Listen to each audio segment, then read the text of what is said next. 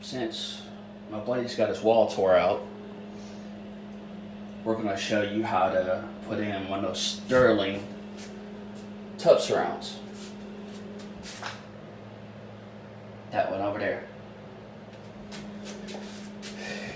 He cut out the thing, the height of it, because there's a little lip on there, so you got to cut out height for that. And the general video sucks ass on their website. First thing you're going to want to do is make sure you got enough space. Okay. And if you're putting that on, if you got that right there, it's a lot harder.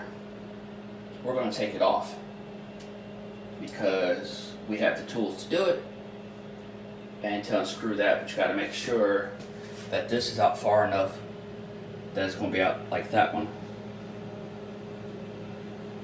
And that's the only thing, that if it gets wet it won't fucking mildew or mold or nothing. So that's the packaging that came with it, and it ain't going nowhere. And we had to pull that one that way. So back to what we're doing. Of course, put the back on first after you get all this cut out. So what I'm going to do right now and show you, take you a wet rag and wipe the lip right there. Get all that dust and dirt around that lip pretty good. When water gets up in there again, it'll spray it out and what have you. But for right now,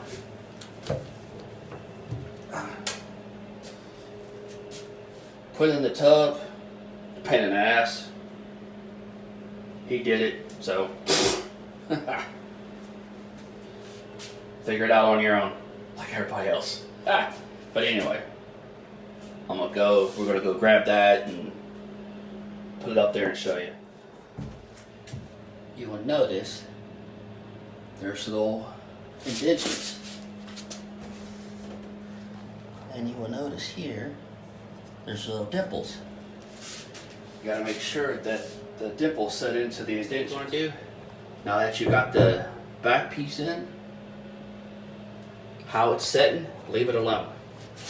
Don't screw it, don't do nothing. Because if you do, you're gonna regret it later. I promise you. So what you're going to want to do now, without jamming on it, just let it sit there and measure it. Mine is 2.5, 6.5, 10.5. So I got that marked down. Now you take and you see what the up is on that. And mine, because you go to the center now, there's a reason for it. Center is 6 3/8. And the spigot is 1.5 inches. Spout, spigot, whatever. But you do it off that, not off that edge. The next thing you want to do is you're going to want to cut this out of the other piece. Theoretically, if it's done right, you're going to use that line. But since this wasn't, it is what it is. So, make sure you have it the correct tape measure, and you just lay it out on that. You're going to have a slight gap, so you're going to have to take that into consideration.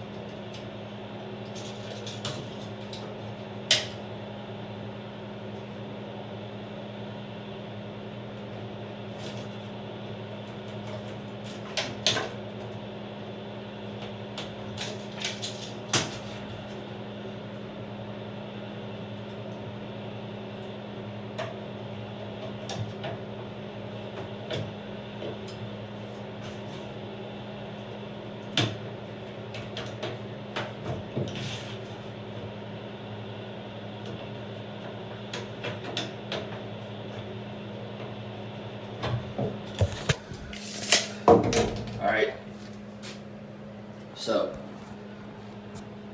roughly that's the 6 3/8. So that's the ballpark to know where you need to measure everything else. That's my first one, 2 1/2, 6 1/2, 10 1/2. And you're going to need a hole saw. And luckily I have one. Okay.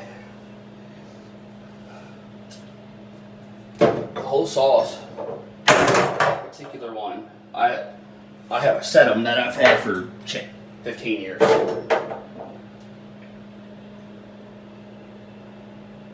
This is 2 1/4. That's for the knobs up top.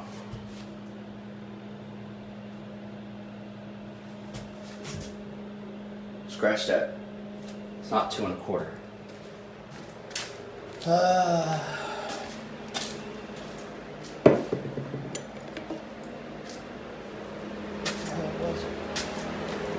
My bad. 1 1/2. Huh. I was like, what the hell? Ain't right. Because the kit that comes with it has them. And the bottom one, the spigot, whatever, I'm using 1 1/8 to do my holes. It's fiberglass, so you take your time with it, and it's not too bad. But double measure and triple measure, because you only get one shot at this.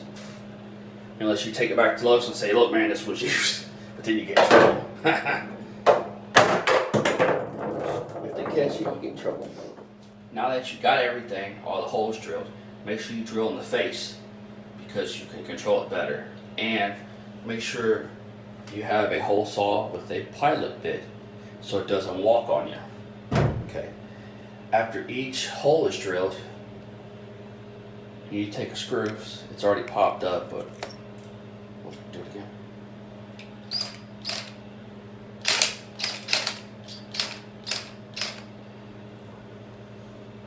Take a screw, twist like that, and just keep twisting till you can get it up enough.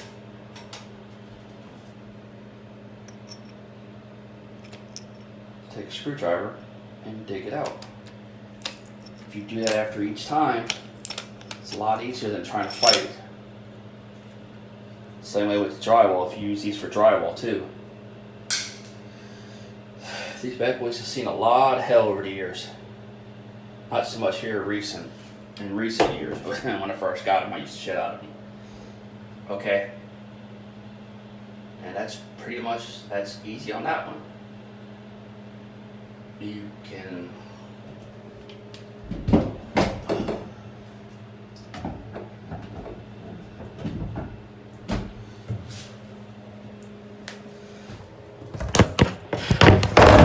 by the way, that's a foam stopper that keeps the water from running off the tub.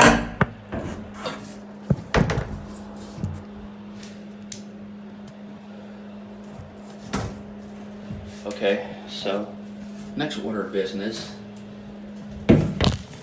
is you hold it up and kind of make sure everything's going to land where it's going to land, where it's supposed to.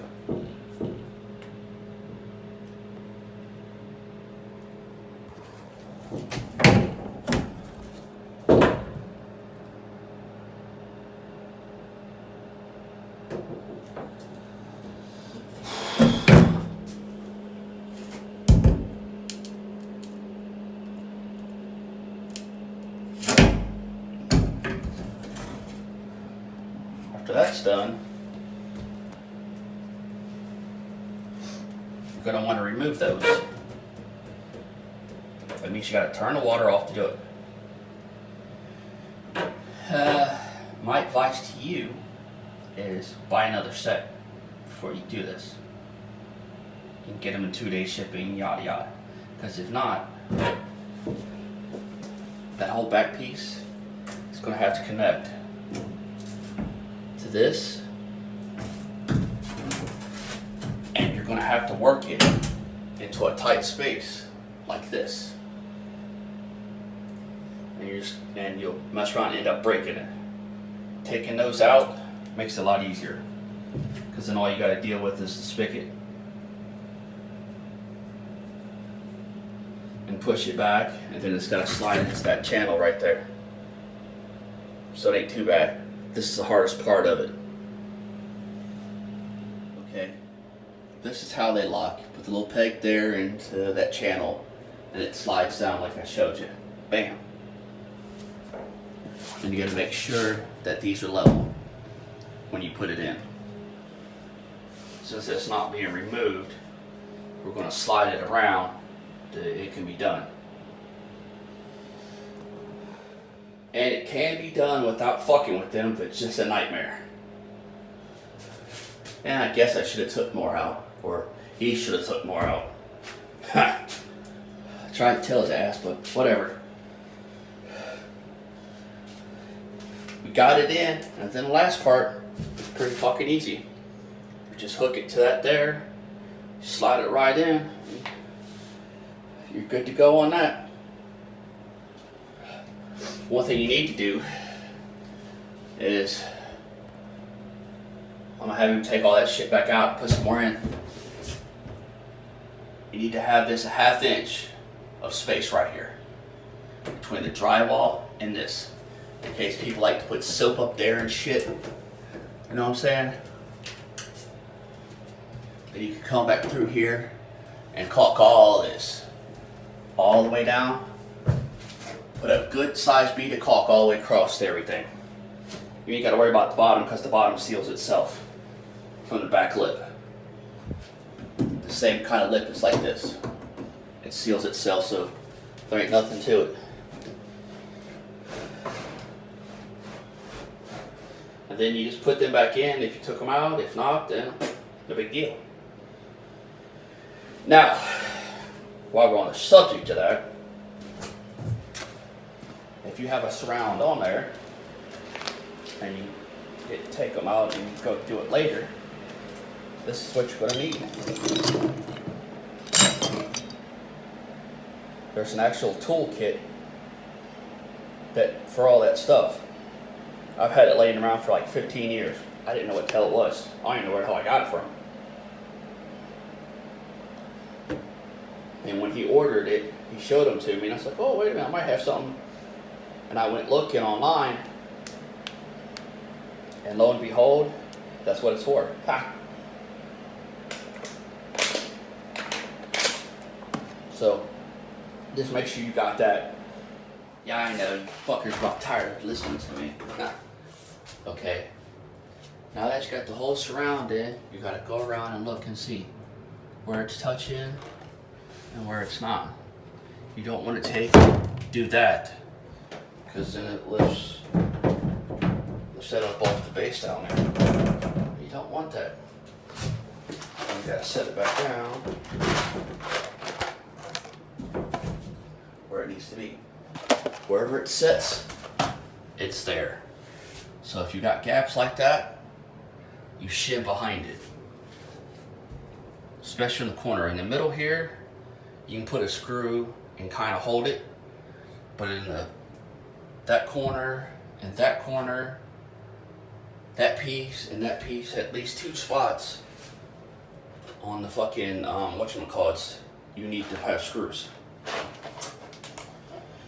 You're supposed to use stainless steel or galvanized. And typical slows and their sorry asses, lazy fucking people, don't have them or don't care and know where they're at. Because I couldn't find them and they didn't know what the hell I was talking about. I didn't even show them a picture. So, this is what I got. It's a square head and it's coated for this kind of application.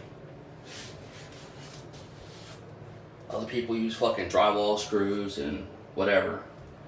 The drywall screws will make the drywall stick out. Or you can just shim it up and drywall it and do it that way. Whatever. I'm doing it this way. So, and you got the perforated holes that are provided. Stick the screw in there. That way it doesn't walk on you. I will show you, but I'm telling you.